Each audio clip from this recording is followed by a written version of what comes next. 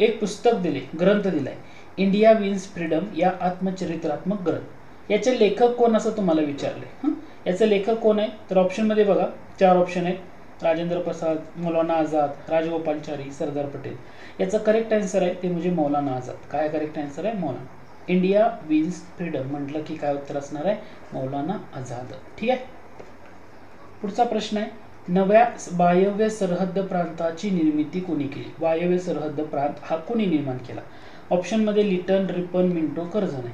आता याचं correct answer येतं तो म्हणजे लॉर्ड कर्झन. लॉर्ड कर्झन यांनी वायव्य सरहद्द प्रांताची निर्मिती केलेली आहे. ओके, हे लक्षात ठेवा, महत्त्वाचा घटक आहे. वायव्य सरहद्द प्रांत म्हटलं तर खान अब्दुल गफार खान हे नाव आपल्या डोळ्यासमोर येतं. कोणतं नाव येतं? खान अब्दुल गफार खान. यांना काय म्हणून ओळखलं जातं? यांना काय म्हणून ओळखलं जातं?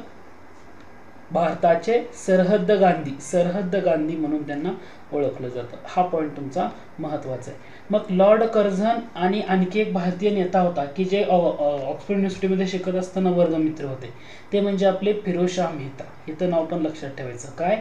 फिरोज शाह मेहता. फिरोज शाह मेहता, लॉर्ड कर्झन हे वर्गमित्र होते. फिरोज शाह मेहता म्हटलं की तुम्हाला काय लक्षात ठेवणं गरजेचं आहे?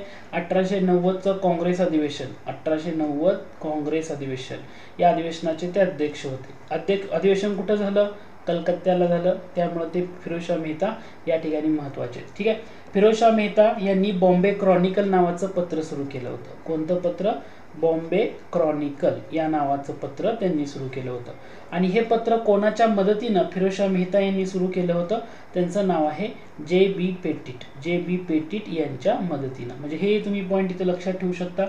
फिरोज शाह मेहता म्हटलं की तुम्हाला दुसरा एक मुद्दा लक्षात ठेवायचा आहे, तो म्हणजे Bombay presidency association. Bombay presidency association म्हणजे काँग्रेसचं जे मुंबईमध्ये पहिलं अधिवेशन झालं. ठीक आहे. या पहिल्या अधिवेशनाचं जे आयोजक पद या संघटनेकडे होतं त्याचे काय होते? ही 1885ला स्थापन झालेली संघटना आहे, बॉम्बे प्रेसिडेन्सी असोसिएशन. आणि या संघटनेमध्ये असणाऱ्या 3 व्यक्ती कोणत्या? या संघटनेमध्ये असणाऱ्या 3 व्यक्ती कोणत्या? त्यांना आपण ब्रदर्स इन लॉ या नावानं ओळखतो. काय ओळखतो? Brothers in law. म्हणजे कोण कोण? याच्यामध्ये न्यायमूर्ती तेलंग, न्यायमूर्ती तेलंग, बदरुद्दीन तय्यबजी, बदरुद्दीन तय्यबजी, आणि तिसरी व्यक्ती आहे ते म्हणजे फिरोज शाह मेहता, फिरोज शाह मेहता. आता फिरोज शाह मेहता या तिघांचं अधिवेशन म्हणजे इथं तुम्हाला काय लक्षात ठेवायचं आहे की फिरोज शाह मेहता या बॉम्बे प्रेसिडेन्सी असोसिएशनचे काय होते? पहिले अध्यक्ष होते. पहिले अध्यक्ष होते. त्यांना मुंबईचा सिंह म्हणून सुद्धा ओळखलं जातं. मुंबईचा सिंह. समजा मी तुम्हाला या ठिकाणी असा प्रश्न विचारला, फिरोज शाह मेहता यांना अनक्राउंड किंग ऑफ बॉम्बे असं कोण म्हणालं? अनक्राउंड किंग ऑफ बॉम्बे असं कोण म्हणालं? Uncrowned king of Bombay. तर हे कोण म्हटलेलं आहे? महात्मा गांधींनी म्हटलेलं आहे. महात्मा गांधीजी यांनी फिरोज शाह मेहता यांना काय म्हटलेलं आहे? Uncrowned king of Bombay. म्हणजे तुम्हाला कितीतरी पॉईंट एकाच पॉईंटवर रिलेटेड तुम्हाला सांगता येतील. आणि फिरोज शाह मेहता म्हटलं की परत आणखी काय लक्षात घ्या, 1915ला यांचं निधन झालं. ठीक आहे. आता प्रश्न होता वायव्य सरहद्द प्रांत म्हणजे लॉर्ड कर्झन यांचे वर्गमित्र असल्यामुळे हा पॉईंट आपण इथं डिस्कस केला. आता लॉर्ड कर्झन यांचं कार्य बऱ्याच क्षेत्रामध्ये, बऱ्याच घटकामध्ये. फक्त कर्झन यांनी राजीनामा का दिला तर त्या कर्झन यांच्या कार्यकाळात जो लष्कराचं पुनर्संघटन करायसाठी एका व्यक्तीची नेमणूक केली होती. लष्कराचं पुनर्संघटन, आणि त्यांचं नाव होतं किचनेर. आता किचनेर यांच्याशी यांचा वाद झाला होता आणि त्या वादातच त्यांनी आपला राजीनामा दिलेला आहे. हे पण माहीत असू द्या. ठीक आहे. पुढचा प्रश्न आहे, आर्य समाजाची शाखा लाहोरमध्ये खालीलपैकी कोणत्या वर्षी सुरू झाली? म्हणजे आर्य समाज शाखा लाहोरमध्ये कोणत्या वर्षी सुरू झाली? मग आता तुम्हाला आर्य समाजाची स्थापना करणं गरजेचं आहे. आर्य समाज म्हणजे अगोदर 10 एप्रिल 1875ला याची स्थापना आहे. याच्या संस्थापकापैकी सगळ्यात महत्त्वाचं नाव स्वामी दयानंद सरस्वती. स्वामी दयानंद सरस्वती. मग स्वामी दयानंद सरस्वती यांचं मूळ नाव काय? स्वामी दयानंद सरस्वती यांचं मूळ नाव काय? स्वामी दयानंद सरस्वती म्हणजे मूळशंकर करसनदास तिवारी. मूळशंकर करसनदास तिवारी. ठीक आहे. आता हे मूळशंकर करसनदास तिवारीचे स्वामी दयानंद सरस्वती म्हणजे हे नाव त्यांना कोणी दिलं? की मूळशंकर करसनदास तिवारी होते पण त्यांना नाव काय दिलंय? स्वामी दयानंद सरस्वती. मग हे नाव कोणी दिलं तर त्यांचं नाव आहे पूर्णानंद. त्यांचे 2 गुरु होते, एक होते पूर्णानंद आणि दुसरे होते विरजानंद. पूर्णानंद यांनी काय केलं तर त्यांना हे नाव दिलं स्वामी दयानंद सरस्वती. विरजानंद यांनी काय केलं तर त्यांनी त्यांना शिक्षण दिलं, अध्ययन केलं त्यांचं बऱ्याचशा घटकाबाबतचं. हा मुद्दा इथं लक्षात ठेवा. आता स्वामी दयानंद सरस्वती म्हणजे काय, वेदाकडे परत चला, गो बॅक टू वेदास हा त्यांचा महत्वाचा नारा, वेदाकडे परत चला हा त्यांचा महत्वाचा नारा. किंवा स्वामी दयानंद सरस्वती यांच्याबद्दल आणखी बघायला गेलं तर दुसरा पॉइंट येतो, भारतीय म्हणजे इंडिया फॉर इंडियन्स हा जो नारा कोणी दिला, इंडिया फॉर इंडियन्स हा नारा कोणी दिला, तुमचं उत्तर काय असणार आहे, स्वामी दयानंद सरस्वती. आता स्वामी दयानंद सरस्वती यांचा महत्वाचा ग्रंथ कोणता, तो ग्रंथ आहे, त्याचं नाव काय, स्वामी दयानंद सरस्वती यांचा महत्वाचा ग्रंथ कोणता, त्याचं उत्तर आहे सत्यार्थ प्रकाश. काय नाव आहे, सत्यार्थ प्रकाश हा त्यांचा आहे महत्वाचा ग्रंथ. म्हणजे तुम्ही या ठिकाणी हा पॉइंट सुद्धा थोडासा लक्षात घेऊ शकता किंवा त्याच्यावर फोकस करू शकता. आर्य समाज झाला 1875ला स्थापन आणि त्याची शाखा निघाली 1877ला लाहोरला आणि या शाखेचं महत्व आहे. ठीक आहे. पुढचा प्रश्न आहे, द इंडियन स्ट्रगल हे पुस्तक खालीलपैकी कोणत्या व्यक्तीचं आहे. इंडियन स्ट्रगल म्हणजे सुभाषबाबू, कोणाचं आहे, सुभाषबाबू यांचं आहे. पुढचा प्रश्न, 42व्या घटना दुरुस्तीनुसार मूलभूत अधिकार या संगमरवरी शिल्पाचं, मूलभूत अधिकार या संगमरवरी शिल्पाचं रूपांतर तांबड्या विटांच्या शिल्पात केलं असं कोण म्हणालं. ओके, याचं उत्तर काय येणार, तुम्हाला नावं दिलीत खालीच्या, तर हे लक्षात ठेवा, नाना पालखीवाला. काय नाव आहे, नाना पालखीवाला. यांनी म्हटलं होतं 42व्या घटना दुरुस्तीनं मूलभूत अधिकार या संगमरवरी शिल्पाचं रूपांतर कशामध्ये झालंय, तांबड्या विटांच्या शिल्पामध्ये केलंय असं नाना पालखीवाला म्हटले होते. नाना पालखीवाला यांनी भारताच्या सरनामा याबाबत एक विधान केले, लक्षात येते का बघा. नाना पालखीवाला यांनी भारताचा सरनामा म्हणजे हे राज्यघटनेचं ओळखपत्र आहे असं म्हटलं. काय म्हटलंय, राज्यघटनेचं ओळखपत्र आहे असं म्हटलेलं आहे. हेही पॉईंट तुम्ही इथं लक्षात घेऊ शकता. नाना पालखीवाला म्हणजे काय की जी केशवानंद भारती केस म्हणतो आपण, केशवानंद भारती केस, केशवानंद भारती केसमध्ये सर्वोच्च न्यायालयात केशवानंद भारती यांच्या बाजूने कुणी युक्तिवाद केला, ते होते नाना पालखीवाला. कारण केशवानंद भारती भारतीय इतिहासातली अशी एकमेव केस आहे की या केसमध्ये जे जज होतं, जजचं जे बेंच होती 13 जजेसचं होतं, 13 जजेस. ठीक आहे, म्हणजे 13 न्यायाधीशांचं खंडपीठ होतं आणि त्यांच्या पुढं हा खटला चालवण्यात आला होता. आणि यामध्ये केशवानंद भारती यांच्या बाजूनं 6 न्यायाधीश राहिले आणि सरकारच्या बाजूनं 7 राहिले. केशवानंद भारती ही केस हारले होते. ओके, पण केशवानंद भारती यांच्या वतीने युक्तिवाद कुणी केला तर हे होते नाना पालखीवाला. आता लक्षात येतंय, या पॉईंटवर थोडंसं लक्ष असू द्या. ठीक आहे. पुढचा प्रश्न आहे, केवळ अशा अपेक्षांचा जाहीरनामा म्हणजे मार्गदर्शक तत्व होय असं कोण म्हणालं.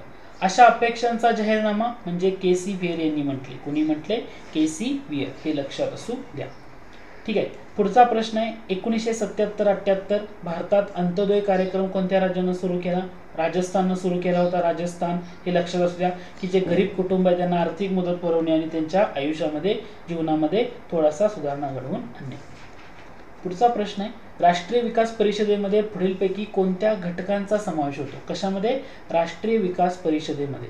आता इथं लक्षात घ्या, राष्ट्रीय विकास परिषद म्हणजे स्थापना कधीची ना, इथून तुम्ही अभ्यास करणं गरजेचं आहे. याची स्थापना आहे 6 ऑगस्ट 1952.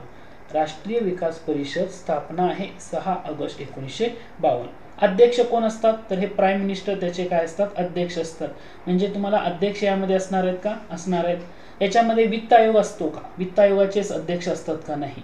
तर ह्याच्यामध्ये तुम्हाला सगळे केंद्रीय कॅबिनेट मंत्री बघायला मिळतील, घटक राज्यांचे मुख्यमंत्री बघायला मिळतील आणि ज्या राज्यांचे केंद्रशासित प्रदेश आहेत त्यांचं प्रशासक बघायला मिळतील. आता राष्ट्रीय विकास परिषद म्हणजे 1, 3, 4 हे उत्तर झालं.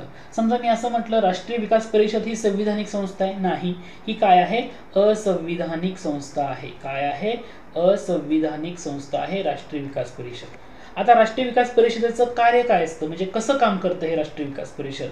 तर राष्ट्रीय विकास परिषदेचं कार्य असतं ते म्हणजे ज्या पंचवार्षिक योजना आहेत, म्हणजे पंचवार्षिक योजना, या पंचवार्षिक योजनेचं काय करणं, मूल्यमापन करणं आणि मंजुरी देणं हे कार्य कोण करत असतं तर ही राष्ट्रीय विकास परिषद करत असते.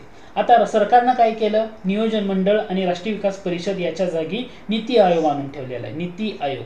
नीती आयोगाची स्थापना कधीची असं विचारलं, नीती आयोगाची स्थापना कधीची, तर ती स्थापना आहे 1 जानेवारी 2015 नीती आयोगाची स्थापना आहे. मग तुम्हाला असा प्रश्न विचारला, 2019 मध्ये नीती आयोगाचं स्ट्रक्चर चेंज झाले सध्या, त्याचे उपाध्यक्ष कोण आहेत? अध्यक्ष तर पंतप्रधान असतात, मग उपाध्यक्ष कोण आहेत? तर नीती आयोगाचे उपाध्यक्षांचं नाव आहे राजीव कुमार. सध्या लक्षात ठेवा, करंटमध्ये महत्वाचं आहे. राजीव कुमार हे नीती आयोगाचे उपाध्यक्ष आहेत. आणि नीती आयोगाचे CEO कोण आहेत? तर ते आहेत अमिताभ कांत. कोण आहेत?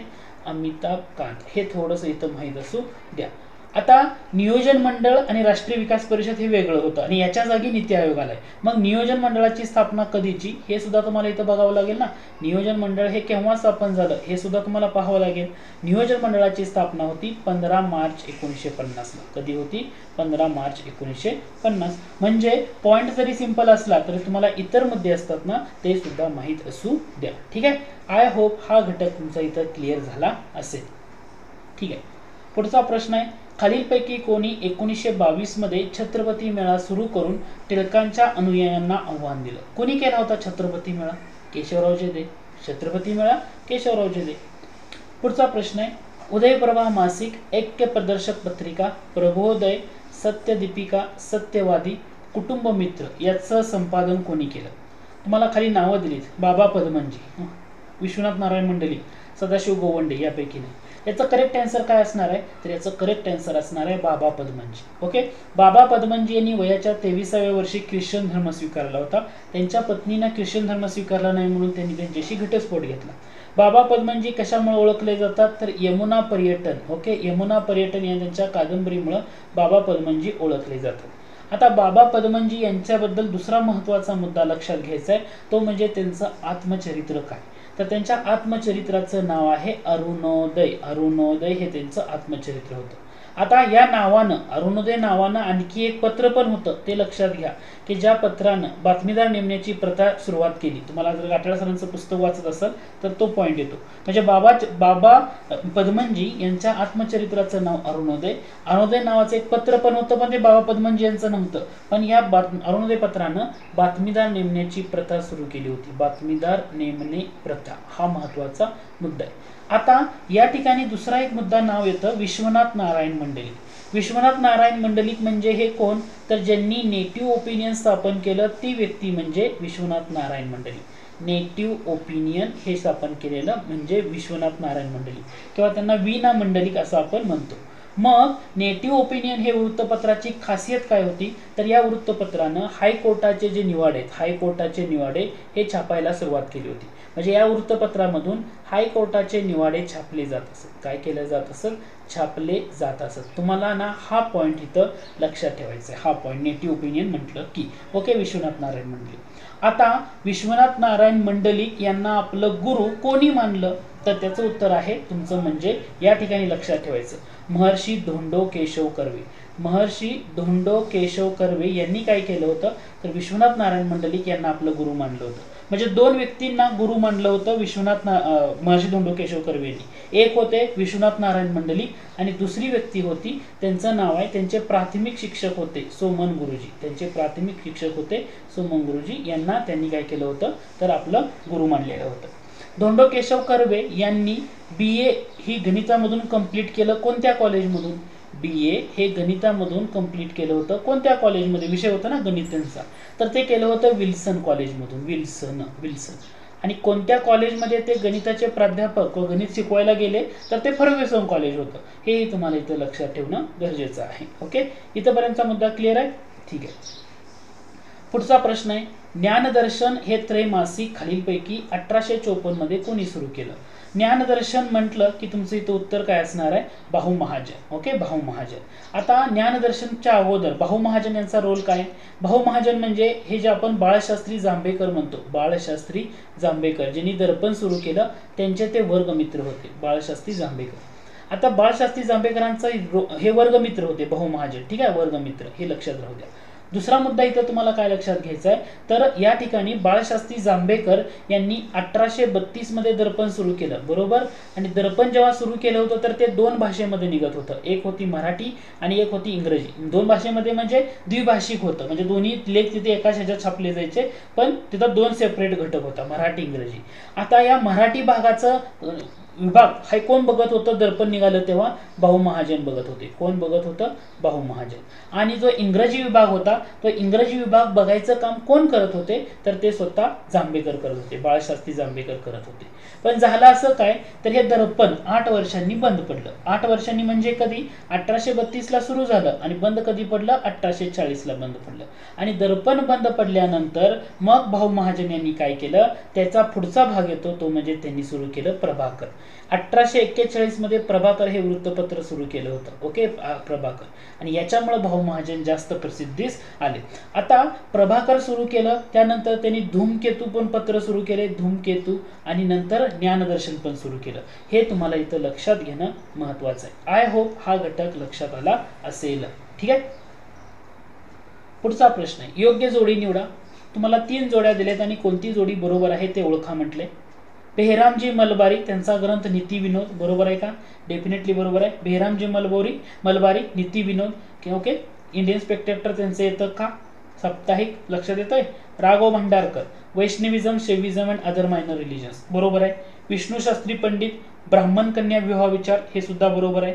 जोडी कोणती बरोबर आहे? सर्वच्या सर्व जोड्या तुमच्या बरोबर आहे. आता मी असं विचारलं, राघव भांडारकर म्हणजे SNDT विद्यापीठाचे पहिले कुलगुरू येतात का? SNDT विद्यापीठाचे पहिले कुलगुरू. पहिला पॉइंट लक्षात घ्या. दुसरा पॉइंट, राघव भांडारकर म्हणजे मुंबई विद्यापीठाचे पहिले पदवीधर. मुंबई विद्यापीठाचे पहिल्या पदवीधरामध्ये रायमूर्ती रानडे पासून राघव भांडारकर हे तुम्हाला बघायला मिळतात. अलीकडच्या काळात काय विचारलं जातं? राघव भांडारकर त्यांचं मूळ आडनाव काय होतं? त्यांचं मूळ आडनाव राघव भांडारकर, तर मूळ आडनाव होतं पत्की.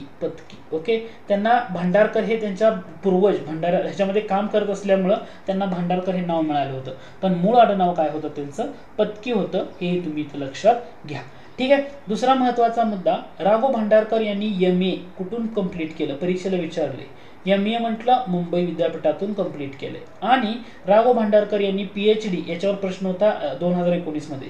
PhD त्यांनी जर्मन विद्यापीठाची PhD. जर्मन विद्यापीठ म्हणजे गटिंगडन विद्यापीठ आहे जर्मनीचं, त्या ठिकाणावरून त्यांनी PhD घेतली होती. हेही तुम्हाला इथं लक्षात ठेवणं गरजेचं आहे. राघव भांडारकर म्हणजे जे प्रार्थना समाजाचं संस्थापक सदस्यापैकी एक तर येतातच, पण प्रार्थना समाजाचं मुखपत्र म्हणून जे ओळखतो ते म्हणजे सुबोध पत्रिका. या सुबोध पत्रिकेमधल्या केलेल्या लेखनामुळे पण त्यांना वैशिष्ट्य किंवा विशेष योगदान म्हणून ओळखलं जातं. तर हे आहेत राघव भांडारकर. म्हणजे तुम्हाला इथं जाता जाता या पॉइंटवर सुद्धा थोडंसं फोकस करा, महत्वाचा मुद्दा आहे. ठीक आहे. हा महत्वाचा घटक. त्याच्यानंतर तुम्हाला खाली नाव दिसतंय विष्णू शास्त्री पंडित. विष्णू शास्त्री पंडित म्हटलं की तुम्हाला एक घटक डोळ्यासमोर ठेवायचा. 1865 त्याचं काय झालं होतं? तर विधवा विवाह उद्योजक मंडळ हे जे स्थापन केलं होतं. कोणतं? विधवा विवाहोत्तेजक मंडळ.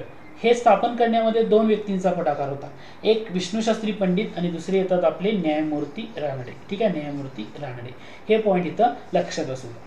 समजा मी तुम्हाला असा प्रश्न विचारला, न्यायमूर्ती रानडे हे महाराष्ट्राचे सॉक्रेटिस होते, कुणी म्हटलं?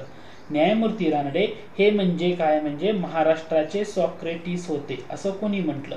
तर याचं उत्तर काय असणार आहे? तर याचं उत्तर असणार आहे काय? यस. तर याचं दिनशा वॉचच्या हे तुमचं उत्तर असणार आहे. काय? दिनशा वॉचच्या. हेही तुम्ही इथं त्या ठिकाणी लक्षात ठेवू शकता. म्हणजे तुम्हाला कसाही प्रश्न विचारू द्या, 3-4 गोष्टी माहीत असणं तेवढंच गरजेचं आहे, तेवढंच महत्वाचं आहे. आता नीती विनोद हा ग्रंथ झाला. ठीक आहे. मग नीतिकथा हे कोणाचं आहे? नीतिकथा. मग हे नीतिकथा म्हटल्यानंतर तुम्हाला बाळशास्त्री जांभेकर लक्षात येतात का?